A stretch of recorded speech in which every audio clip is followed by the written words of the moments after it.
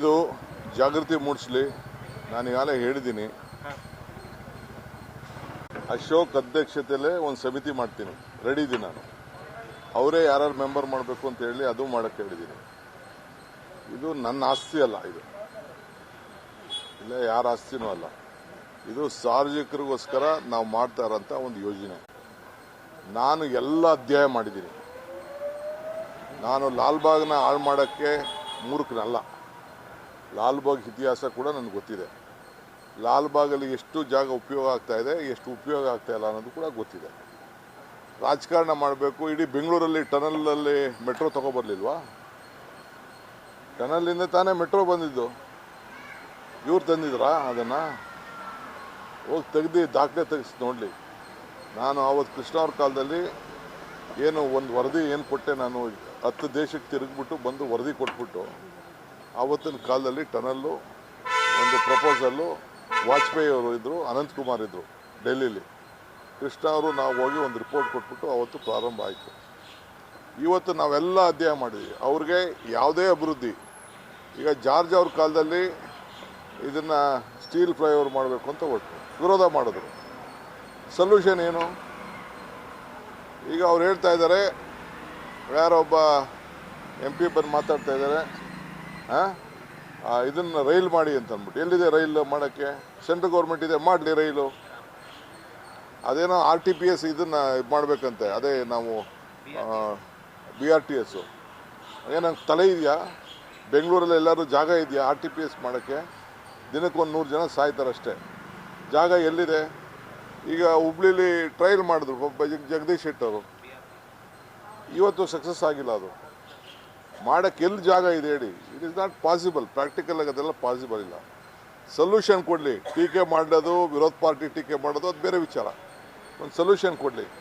Solution ಕೊಟ್ಟಾಗ ಖಂಡಿತ ಒಳ್ಳೆ ಸೊಲ್ಯೂಷನ್ ಇದ್ರೆ ಒಪ್ಕೋಣ. ಈಗ ಅವರು ಸಹಿ ಸಂಗ್ರಹ ಮಾಡ್ತಾ ಇದ್ರಲ್ಲ, ನಾನು ಒಂದು ಕರೆ ಕೊಡೋಕ್ಕೆ ಗೊತ್ತಿದೆ ನನಗೂ. ಸಹಿ ಸಂಗ್ರಹ ಅವ್ರಕ್ಕಿನ್ನ ಸಂಘಟನೆ, ಅವರೊಂದು ಸಂಸ್ಥೆ ಇಟ್ಕೊಂಡು ಸಂಘಟನೆ ಮಾಡ್ತಾ ಇರ್ಬೋದು. ನನಗೆ ಸಂಸ್ಥೆನೇ ಇಲ್ಲ, ಬರೀ ಪಕ್ಷದಲ್ಲಿ ನಾವು ಸಂಘಟನೆ ಮಾಡ್ತಾರೆ. ಅವರು ಸಂಘಟನೆ ಒಂದು RSS ಸಂಘಟನೆ ಇಲ್ಲ ಅಂತಂದರೆ ಅವ್ರ ಪಾರ್ಟಿ ಝೀರೋ. ಇವತ್ತೇನಾರು ಅವ್ರ ಪಾರ್ಟಿ ಬದುಕಿದೆ ಅಂದರೆ RSS ಇಂದ. ಅವ್ರು ಬೇರೆ ಏನೇನು ಅವ್ರ ಹತ್ರ ಏನು ಅಸ್ತ ಏನಿಲ್ಲ. ಅಲ್ಲೂ ಎಲ್ಲ ಒಂದು 20% ಬಿಟ್ಟರೆ ಮಿಕ್ಕಿದವರೆಲ್ಲ ಪೊಲ್ಯೂಟ್ ಆಗೋಗ್ಬಿಟ್ಟಿರೋರೆ. ದಳದಿಂದ ಹೋಗಿರೋರು, ಕಾಂಗ್ರೆಸ್ಸಿಂದ ಹೋಗಿರೋರು, ಬೇರೆ ಬೇರೆ ಪಾರ್ಟಿಯಿಂದ ಹೋಗಿರೋರು ಅಲ್ಲೂ ಇರೋದು ಎಲ್ಲ ಈಗ ನಾನು ಅದ್ರ ಬಗ್ಗೆ ಚರ್ಚೆ ಮಾಡೋದು ಬೇಡ. ಅವರು ಸಹಿ ಸಂಗ್ರಹ ಮಾಡ್ತಾ ಇದ್ದಾರೆ, ಭಾಳ ಸಂತೋಷ. ಮಾಡಲಿ, ಜಾಗೃತಿ ಮೂಡಿಸ್ಲಿ, ಸೊಲ್ಯೂಷನ್ ಕೊಡಲಿ ಅಷ್ಟೇ. ಏನು ಮಾಡಬೇಕು ಅಂತ ಸೊಲ್ಯೂಷನ್ ಕೊಡಲಿ, ಅದ್ರ ಪ್ರಕಾರ ಮಾಡೋಣ. ಏನು ಯಾವ ರೀತಿ ಆಲ್ಟರ್ನೇಟಿವ್ ಮಾಡಬೇಕು, ಬೇರೆ ಏನಿದೆ ಅನ್ನೋದು ಕೂಡ ತಿಳಿಸ್ಲಿ ಅವರು. ಅದು ಕೂಡ ನಾನು ಗಮನಿಸೋಕ್ಕೆ ನಾನು ತಯಾರಿದ್ದೆ. ಅಶೋಕ್ ಅವ್ರಿಗೆ ಒಂದು ಗಂಭೀರ ಆರೋಪ ಮಾಡಿದ್ದಾರೆ ಸರ್. BJP ನಾಯಕರಿಗೆ ಧಮಕಿ ಹಾಕ್ತಾ ಇದ್ದಾರೆ. ರಾಮಮೂರ್ತಿಗಾಯ್ತು, ತೇಜಸ್ವಿ ಸೂರ್ಯಗಾಯ್ತು, ಎಲ್ಲರಿಗೂ ಧಮಕಿ ಹಾಕ್ತಾ ಇದ್ದಾರೆ. ರಾಮಮೂರ್ತಿಗೆ ಧಮಕಿ ಹಾಕಿ ಪಾಪ ನಮ್ಮ ಹುಡುಗನೇ ಅವನು. ತೇಜಸ್ವಿ ಸೂರ್ಯ ಏನು ಅವ್ನಿಗೆ ಸ್ವಲ್ಪ ಅವ್ನಿಗಿನ್ನ ಈಗ ನಾನು ಎಳ್ಸಂದ್ರೆ ನೀನು ತಿರ್ಗಾ ಏನೋ ನೀನೇ ನನಗೆ ಹೇಳ್ಕೊಡ್ತಾ ಇದ್ದೀಯ ಎಳ್ಸಿ ಹೇಳು ಅಂತ ಅಂದ್ಬಿಟ್ಟು. ಅವ್ನು ದೊಡ್ಡ ಲೀಡ್ರು, ಭಾಳ ಅತೀ ಬುದ್ಧಿವಂತ. ಪಾಪ ಫ್ಲೈಟ್ ಡೋರ್ನೇ ಓಪನ್ ಮಾಡಿಬಿಟ್ಟಿದ್ರು. ಅಲ್ಲೋಗಿ ಅಮೇರಿಕಾಗೆ ಹೋಗ್ಬಿಟ್ಟು ಇಂಟ್ರ್ಯೂ ಇಲ್ಲದೆ, ಪಾಪ ಪರ್ಮಿಷನ್ ಇಲ್ಲದೆ, ಪಾಪ ಇವರು ಯಾರು ವೈಟ್ ಹೌಸ್ ಟ್ರಂಪು ಮೀಟ್ ಮಾಡೋಕ್ಕೆ ಹೋಗಿ ಅಲ್ಲೆಲ್ಲ ಉಗಿಸ್ಕೊಂಡು ಬಂದಿದ್ದಾರೆ. ಆಮೇಲೆ ಕಾರ್ ಬೇಡ ಅಂತ ಹೇಳ್ತಿದ್ದ, ಬಂದು ನನ್ನ ಹತ್ರ ಒಂದು ಅರ್ಜಿ ಕೊಟ್ಬಿಟ್ಟು ಮದುವೆ ಆಯ್ತಾ ಇದ್ದೀನಿ ಅಂತ ಅಂದ್ಬಿಟ್ಟು ಒಂದು ಅರ್ಜಿ ಬೇರೆ ಕೊಟ್ಬಿಟ್ಟು ಹೊಸ ಕಾರ್ಗೆ ಬೇರೆ ಅರ್ಜಿ ಹಾಕ್ತಿದ್ರು. ಮದುವೆಗಿಂತ ಮುಂಚಿತವಾಗಿ ಲೆಟ್ರ್ ಇದೆ, ಬೇಕಾದ್ರೆ ನಿಮಗೆ ರಿಲೀಸ್ ಮಾಡು ಅಂತ ನಾನು ಮಾಡ್ತೀನಿ. ನಾನು ನಮ್ಮ ಸರ್ಕಾರಕ್ಕೆ ಕೊಟ್ಬಿಟ್ಟು ಇವೆಲ್ಲ ಇದೆ. ಈಗ ನೋಡಿದ್ರೆ ಮೆಟ್ರೋ ಮನಿ ಎಲ್ಲ ಅಂತ ಹೇಳ್ತಾರೆ. ಕಾರ್ ಬಿಟ್ಬಿಟ್ಟು ಓಡಾಡಲಿ ನೋಡೋಣ. ಎಲ್ಲ BJP ಲೀಡರ್ಗಳು ಕಾರ್ ಬಿಟ್ಬಿಟ್ಟು ಎಲ್ಲ ಬಸ್ಸಲ್ಲಿ, ಮೆಟ್ರೋ ಅಲ್ಲಿ ಓಡಾಡಲಿ. ಯಾರು ಬೇಡ ಅಂತಾರೆ? ಆಟೋಲ್ಲಿ ಓಡಾಡಲಿ. ಇವೆಲ್ಲ ಇದು ಯಾರು ಈ ಡ್ರಾಮಾಗಳೆಲ್ಲ ಯಾರು ಕೇಳ್ತಾರೆ? ತೇಜಸ್ವಿ ಸೂರ್ಯ ಅವ್ರು ಹೇಳ್ತಿದ್ದಾರೆ, ಕಾರ್ ಇರೋರು ಬರೀ 100% ಅಷ್ಟೇ, ಉಳಿದವರೆಲ್ಲ. ನೀನು ಬಿಡಪ್ಪ ಫಸ್ಟು, ಬೇರೆಯವ್ರು ಬೇಡ. ನಿನ್ಗೆ ಯಾಕೆ ಹೊಸ ಕಾರ್ ಬೇಕಾಗಿತ್ತು ಮದುವೆ ಮಾಡ್ಕೊಳಕ್ಕೆ ಮುಂಚಿತವಾಗಿ?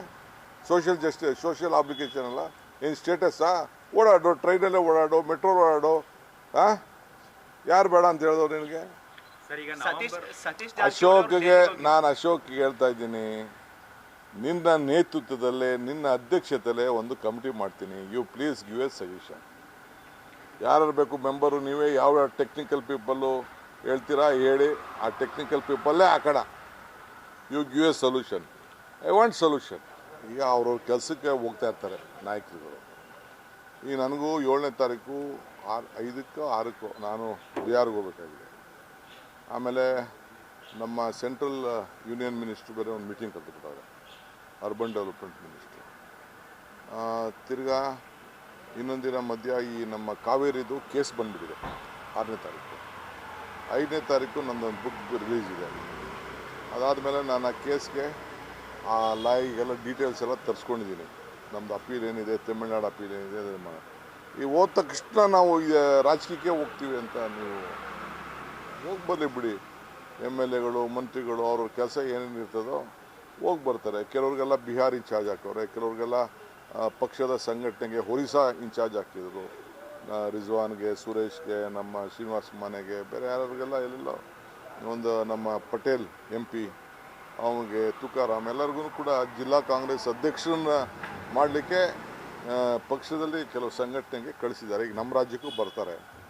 ಹಂಗೆ ಓದಕ್ಕೆಲ್ಲ ನಾವು ಅದಕ್ಕೆ ಅವ್ರ ಡ್ಯೂಟಿಗೆ ಹೋಗಬೇಡ ಅಂತ ಹೇಳೋಕ್ಕಾಗ್ತದೆ. ನಮ್ಮ ಕಾಂಗ್ರೆಸ್ ಪಕ್ಷದಲ್ಲಿ ನಮಗೊಂದು ದೇವಸ್ಥಾನ ಇದ್ದಂಗೆ, ಹೆಡ್ ಆಫೀಸ್ ದೇವಸ್ಥಾನ ಇದ್ದಂಗೆ. ವರ್ಲ್ಡ್ ಕಪ್ ಮ್ಯಾಚ್ ಇದೆ ಸರ್, ಇವತ್ತು ಫೈನಲ್ ಮ್ಯಾಚ್ ಇದೆ, ಸೌತ್ ಆಫ್ರಿಕಾ ಭಾರತ ಫೈನಲ್. ಭಾರತಕ್ಕೆ ಯಾವಾಗಲೂ ಜಯ ಸಿಗಲಿ ಅಂತೇಳಿ ಪ್ರಾರ್ಥನೆ ಮಾಡ್ತೀನಿ. ಇಷ್ಟು ಮಾತ್ರ ಹೇಳ್ತೀನಿ. ಶುಭವಾಗಲಿ.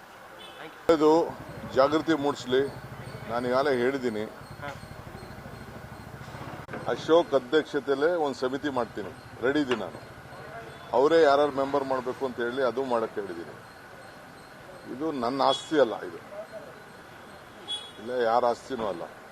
ಇದು ಸಾರ್ವಜನಿಕರಿಗೋಸ್ಕರ ನಾವು ಮಾಡ್ತಾ ಇರೋಂಥ ಒಂದು ಯೋಜನೆ.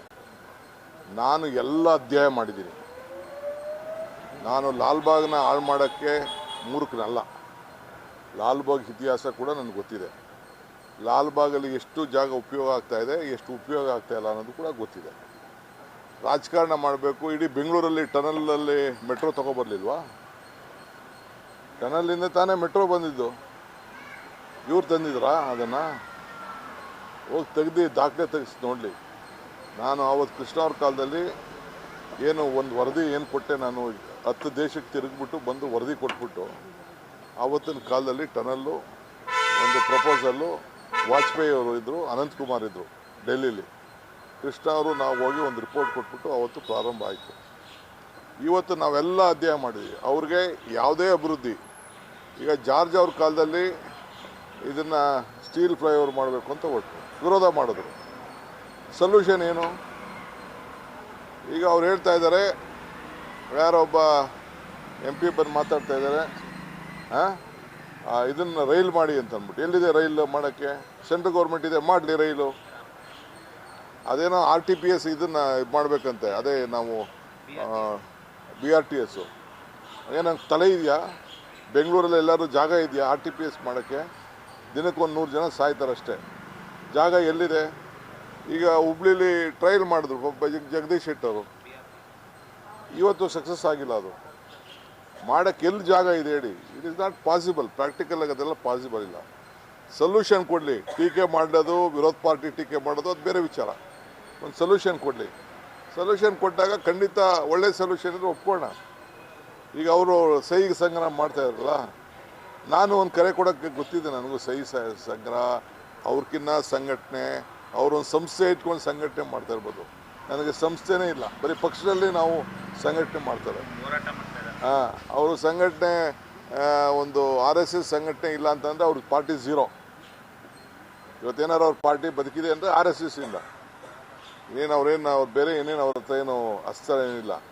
ಅಲ್ಲೂ ಎಲ್ಲ ಒಂದು 20% ಬಿಟ್ಟರೆ ಮಿಕ್ಕಿದವರೆಲ್ಲ ಪೊಲ್ಯೂಟ್ ಆಗೋಗ್ಬಿಟ್ಟಿರೋರೆ. ದಳದಿಂದ ಹೋಗಿರೋರು, ಕಾಂಗ್ರೆಸ್ಸಿಂದ ಹೋಗಿರೋರು, ಬೇರೆ ಬೇರೆ ಪಾರ್ಟಿಯಿಂದ ಹೋಗಿರೋರು ಅಲ್ಲೂ ಇರೋದು ಎಲ್ಲ ಈಗ ನಾನು ಅದ್ರ ಬಗ್ಗೆ ಚರ್ಚೆ ಮಾಡೋದು ಬೇಡ. ಅವರು ಸಹಿ ಸಂಗ್ರಹ ಮಾಡ್ತಾ ಇದ್ದಾರೆ, ಭಾಳ ಸಂತೋಷ. ಮಾಡಲಿ, ಜಾಗೃತಿ ಮೂಡಿಸ್ಲಿ, ಸೊಲ್ಯೂಷನ್ ಕೊಡಲಿ ಅಷ್ಟೇ. ಏನು ಮಾಡಬೇಕು ಅಂತ ಸೊಲ್ಯೂಷನ್ ಕೊಡಲಿ, ಅದ್ರ ಪ್ರಕಾರ ಮಾಡೋಣ. ಏನು ಯಾವ ರೀತಿ ಆಲ್ಟರ್ನೇಟಿವ್ ಮಾಡಬೇಕು, ಬೇರೆ ಏನಿದೆ ಅನ್ನೋದು ಕೂಡ ತಿಳಿಸ್ಲಿ ಅವರು. ಅದು ಕೂಡ ನಾನು ಗಮನಿಸೋಕ್ಕೆ ನಾನು ತಯಾರಿದ್ದೆ. ಅಶೋಕ್ ಅವ್ರಿಗೆ ಒಂದು ಗಂಭೀರ ಆರೋಪ ಮಾಡಿದ್ದಾರೆ ಸರ್.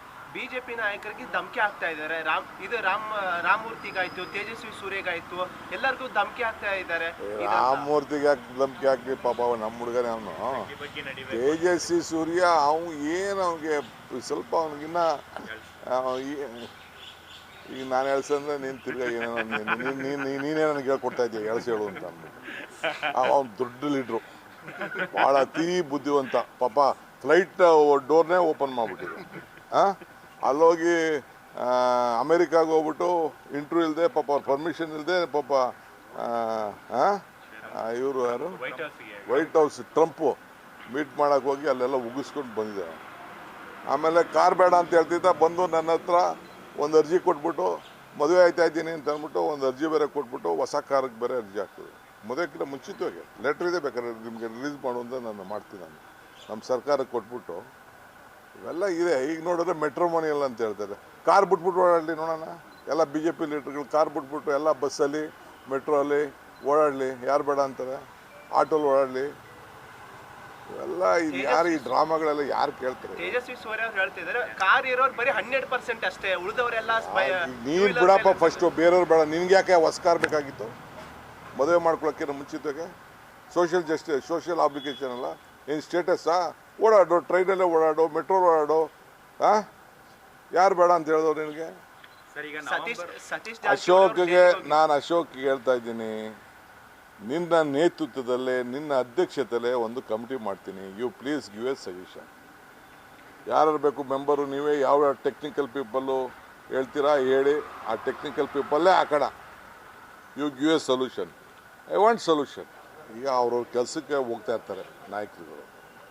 ಈಗ ನನಗೂ 7ನೇ ತಾರೀಕು 5ಕ್ಕೋ 6ಕ್ಕೋ ನಾನು ಬಿಹಾರ್ಗೆ ಹೋಗ್ಬೇಕಾಗಿದೆ. ಆಮೇಲೆ ನಮ್ಮ ಸೆಂಟ್ರಲ್ ಯೂನಿಯನ್ ಮಿನಿಸ್ಟ್ರು ಬೇರೆ ಒಂದು ಮೀಟಿಂಗ್ ಕರೆದುಬಿಟ್ಟವ್ರೆ, ಅರ್ಬನ್ ಡೆವಲಪ್ಮೆಂಟ್ ಮಿನಿಸ್ಟ್ರು. ತಿರ್ಗಾ ಇನ್ನೊಂದಿನ ಮಧ್ಯ ಈ ನಮ್ಮ ಕಾವೇರಿದು ಕೇಸ್ ಬಂದುಬಿಟ್ಟಿದೆ 6ನೇ ತಾರೀಕು. 5ನೇ ತಾರೀಕು ನನ್ನೊಂದು ಬುಕ್ ರಿಲೀಸ್ ಇದೆ. ಅದಾದಮೇಲೆ ನಾನು ಆ ಕೇಸ್ಗೆ ಆ ಲಾಯಿಗೆಲ್ಲ ಡೀಟೇಲ್ಸ್ ಎಲ್ಲ ತರಿಸ್ಕೊಂಡಿದ್ದೀನಿ. ನಮ್ಮದು ಅಪೀಲ್ ಏನಿದೆ, ತಮಿಳ್ನಾಡು ಅಪೀಲ್ ಏನಿದೆ, ಈ ಹೋದ ತಕ್ಷಣ ನಾವು ರಾಜಕೀಯಕ್ಕೆ ಹೋಗ್ತೀವಿ ಅಂತ ನೀವು ಹೋಗಿ ಬರಲಿ ಬಿಡಿ. MLAಗಳು, ಮಂತ್ರಿಗಳು ಅವ್ರವ್ರ ಕೆಲಸ ಏನೇನು ಇರ್ತದೋ ಹೋಗಿ ಬರ್ತಾರೆ. ಕೆಲವ್ರಿಗೆಲ್ಲ ಬಿಹಾರ್ ಇನ್ಚಾರ್ಜ್ ಹಾಕವ್ರೆ, ಕೆಲವ್ರಿಗೆಲ್ಲ ಪಕ್ಷದ ಸಂಘಟನೆಗೆ ಒರಿಸ್ಸಾ ಇನ್ಚಾರ್ಜ್ ಹಾಕಿದರು. ರಿಜ್ವಾನ್ಗೆ, ಸುರೇಶ್ಗೆ, ನಮ್ಮ ಶ್ರೀನಿವಾಸ್ ಮನೆಗೆ, ಬೇರೆ ಯಾರಿಗೆಲ್ಲ ಎಲ್ಲೆಲ್ಲೋ ಒಂದು ನಮ್ಮ ಪಟೇಲ್ MP ಅವನಿಗೆ, ತುಕಾರಾಮ್ ಎಲ್ಲರಿಗೂ ಕೂಡ ಜಿಲ್ಲಾ ಕಾಂಗ್ರೆಸ್ ಅಧ್ಯಕ್ಷರನ್ನ ಮಾಡಲಿಕ್ಕೆ ಪಕ್ಷದಲ್ಲಿ ಕೆಲವು ಸಂಘಟನೆಗೆ ಕಳಿಸಿದ್ದಾರೆ. ಈಗ ನಮ್ಮ ರಾಜ್ಯಕ್ಕೂ ಬರ್ತಾರೆ. ಹಂಗೆ ಓದಕ್ಕೆಲ್ಲ ನಾವು ಅದಕ್ಕೆ ಅವ್ರ ಡ್ಯೂಟಿಗೆ ಹೋಗಬೇಡ ಅಂತ ಹೇಳೋಕ್ಕಾಗ್ತದೆ. ನಮ್ಮ ಕಾಂಗ್ರೆಸ್ ಪಕ್ಷದಲ್ಲಿ ನಮಗೊಂದು ದೇವಸ್ಥಾನ ಇದ್ದಂಗೆ, ಹೆಡ್ ಆಫೀಸ್ ದೇವಸ್ಥಾನ ಇದ್ದಂಗೆ. ವರ್ಲ್ಡ್ ಕಪ್ ಮ್ಯಾಚ್ ಇದೆ ಸರ್, ಇವತ್ತು ಫೈನಲ್ ಮ್ಯಾಚ್ ಇದೆ, ಸೌತ್ ಆಫ್ರಿಕಾ ಭಾರತ ಫೈನಲ್. ಭಾರತಕ್ಕೆ ಯಾವಾಗಲೂ ಜಯ ಸಿಗಲಿ ಅಂತೇಳಿ ಪ್ರಾರ್ಥನೆ ಮಾಡ್ತೀನಿ. ಇಷ್ಟು ಮಾತ್ರ ಹೇಳ್ತೀನಿ. ಶುಭವಾಗಲಿ.